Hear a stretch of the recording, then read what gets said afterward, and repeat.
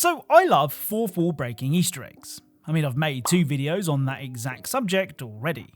But as is often the case, there are loads more fourth wall breaking Easter eggs to discover. In today's video, we're taking a look at 10 more weird and wonderful fourth wall breaking Easter eggs found in video games. As always, if you know of any Easter eggs that you think I should check out, then let me know in the comments. And at the time of recording, we are just 59,000 subscribers away from 1 million.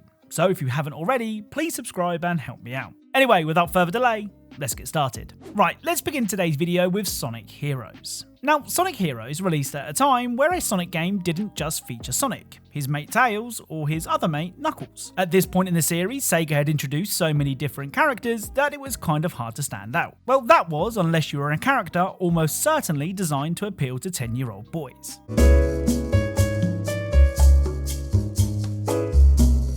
Rogue made her debut in Sonic Adventure 2 as a villain, but in Sonic Heroes, Rogue has to track down the Miami Dolphins mascot who has been stolen by a disgruntled former player.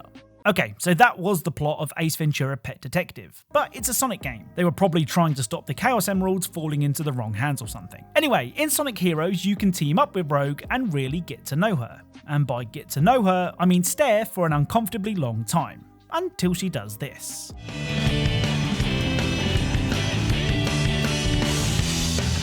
So almost as if she can feel you staring, Rogue flashes a cheeky wink. I mean, that wink may have made some of you feel a certain type of way. And you know what?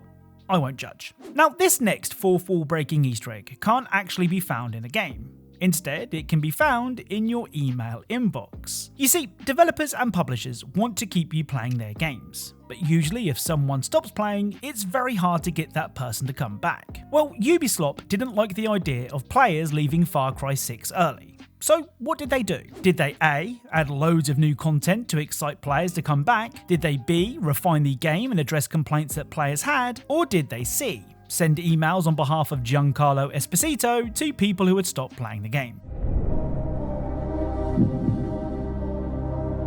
Well, in a move that I can't decide if it was genius or stupid, Ubisoft opted to email people who had played the game and taunt them into coming back. This email was sent to me 1 month after the game released, and as you can see, it includes a personal message from El Presidente himself. It then goes on to list your playtime, kills and other stats in an attempt to win you back. I mean, the fact that they emailed my alt account I used to record things without having to start over means that this didn't work. But there is a part of me that does admire Ubisoft for trying something new. Now, in the first fourth wall breaking video, we noticed that the main character in Hades 2 would look directly into the camera as you took a closer look at her, assets. Well, believe it or not, something similar can be seen in 2 Point Museum. You see, in 2 Point Museum, you don't have to make a stereotypical museum based on real-world history. Instead, you can create a house of horrors featuring loads of different spooky exhibits. To find these exhibits, you send researchers off to far-flung lands and hope they bring back something good.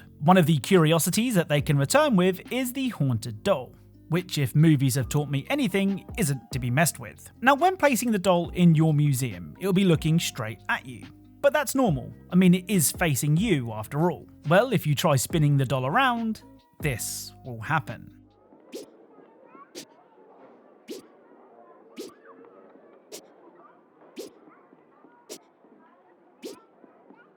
So no matter where you place it, the doll will always turn to look at you. To be honest, it's actually really creepy when you're managing your museum and you catch the doll staring at you. So let's just put this back into storage. Now, for as long as I can remember, getting a high score in a game was a good thing. I mean, the arcade boom of the late 80s and early 90s was so successful in part because people would pump machines full of money in an attempt to set new scores. Well, in 2009, achieving a ridiculously high score was no longer viewed as impressive, and instead, it came with a warning. In Madden 2010, if you score over 110 points in a single game, this will happen. To get into the end zone.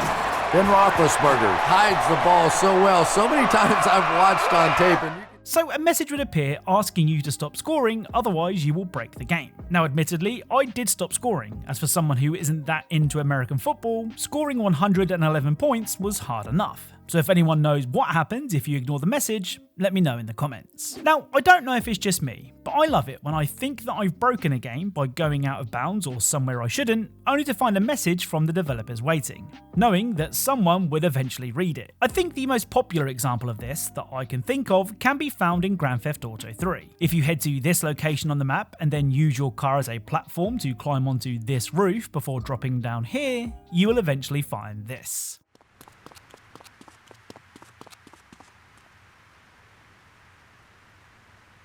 Like I said, I think that this might be the most popular example of a game developer acknowledging a player's creative rule breaking. But I'll also concede that this Easter egg message from GTA San Andreas is just as cool. So I'm guessing that if you've played a game before, then you've pressed the pause button at least once. I mean, unless your only exposure to gaming is online PvP games, then you will know that the pause screen is a place of safety. A place where you can stop to take a drink, check your phone, or see if Hades 2 is on sale. You know, for research purposes. Well, in Hades 2, which isn't to be confused with Hades 2, the pause screen functions as you'd expect. You press pause and the game stops. However, if you come face to face with the Titan of Time Kronos and then try to pause, this will happen. You do not control the flow of time. Not here. So Kronos will point out that it is he who controls time, not you, meaning you cannot pause during this battle. I mean, granted, it could be annoying if someone was at the door and you couldn't pause, but I think the cool factor of the Titan of Time himself ignoring your request is worth it. Now, after the release of the excellent South Park Stick of Truth and the not as excellent but still quite good South Park Fractured But Whole, you'd be forgiven for thinking that the next South Park game would be another RPG themed around pop culture. Well, you'd be wrong. South Park Snow Day is an action-adventure game that sees you team up with other players or AI bots to fight it out on a snow day. And it's as underwhelming as it sounds. Everything just feels so loose, and none of the attacks have any weight to them. And considering all you do is hit each other, that's kind of a big deal. In fact, I would argue that the best bit about South Park Snow Day is the game's title screen. You see, here you can find Cartman striking a pose, whilst you ponder whether you really want to press A to start. Well, if you take too long making up your mind, Cartman will say this. I can't hold this pose forever, Dick. Let's go. I look cool, right? Yeah, I do. Are you gonna play or what? So, there is something about licensed games from the early to mid 2000s that I just love. Don't get me wrong, at the time I wouldn't be caught dead playing one, but there's just something about movie tie-ins from that era in particular that have grown on me over the years. Take Harry Potter and the Chamber of Secrets on the PS2 as an example. The game isn't great, but it's also not terrible. And if you were a Harry Potter fan at the time, I imagine playing this game was awesome. Okay, if I'm being honest, there is another reason I like games like this. You see, it felt like almost every game released in this era had idle animations. I mean, I could be wrong, but that's how I remember it. The Chamber of Secrets is no different, and after arriving at Hogwarts, if you leave Harry idle, he will do this.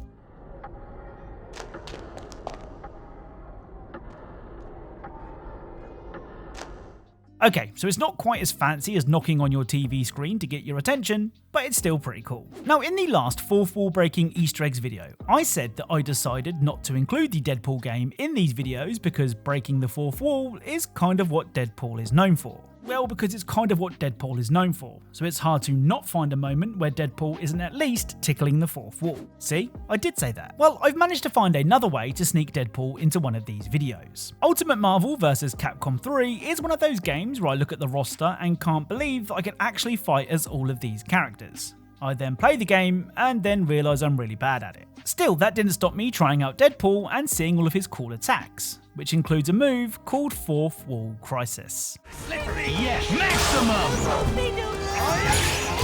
I'm more in your face!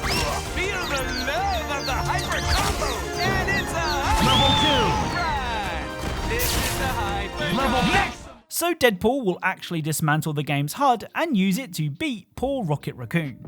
I mean, technically this isn't an Easter egg, but I'm including it anyway because it's so damn cool. Right, let's end today's video with Metro Exodus. Now, some of you may have seen a post on Twitter, link in the description by the way, or on YouTube where I said I had to leave my PC on for 9 hours to record an Easter egg. The Easter egg in question could be found at the main menu in Metro Exodus, where this distance tracking thing counts 1 kilometer for every 35 real world seconds. And given that it starts counting from 1086, you can see why it took so long. Well, if you do have the patience to wait it out, or you too leave your PC on overnight, once the number hits 2033, this will happen.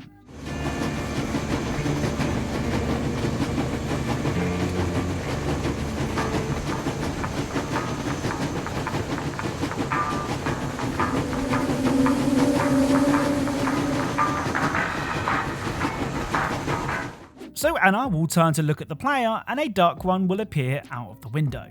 I mean, it should be pretty obvious why this happened, but if you weren't aware, the first game in the series was Metro 2033. Oh, and for fans of the games, hearing the market music playing after the Dark One's appearance is the cherry on top of the cake. I mean, ultimately, was the 9-hour wait worth it?